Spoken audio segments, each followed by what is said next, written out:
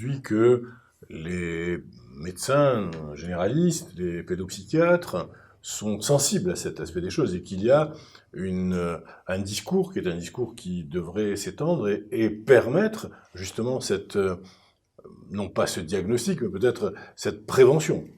Et peut-être que les services, les pouvoirs publics sont sensibles à cet aspect aujourd'hui, plus qu'avant. C'est une question compliquée parce que, en fait, les facteurs de risque de la schizophrénie sont des facteurs qui sont faibles. Par exemple, tout le monde, quand on prend le cannabis, connaît des gens qui consomment du cannabis et qui ne vont jamais développer de la schizophrénie. Donc, du coup, faire un discours de risque face à quelque chose qui, à l'évidence, correspond à un grand nombre de sujets qui ne sont pas fragiles, du coup, ça marche pas. En revanche, si on dit qu'il y a des facteurs qui sont délétères quand les gens sont fragiles, c'est-à-dire ça nécessite un discours un peu plus sophistiqué que de dire c'est dangereux. C'est dangereux si on est fragile. Et c'est quoi être fragile? Être fragile, c'est à ce moment-là, il faut décrire. Donc là, si vous voulez, pour les pouvoirs publics, c'est très difficile de faire la prévention.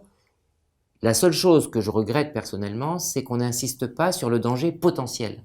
Parce qu'en fait, au bout du compte, tout le monde est conscient du fait que des médications, quand elles sont mal prises, des substances, des toxiques qui sont pris à mauvais escient, l'isolement et le stress, tout le monde est conscient que c'est dangereux. Et malgré tout, le stress est dit comme quelque chose de valeureux, le cannabis est considéré comme quelque chose qui permet de devenir adulte.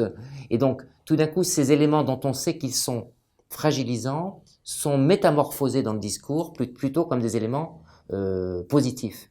Et donc ça, je trouve que ça n'est pas bien et qu'il faut absolument dire nous sommes tous des êtres fragiles, nous avons une vie entière à faire, nous n'avons qu'un seul cerveau, il existe des facteurs environnementaux qui nous sont personnellement défavorables, bien qu'ils ne puissent pas l'être pour d'autres. Et là, je pense que c'est un discours qui n'est pas assez tenu.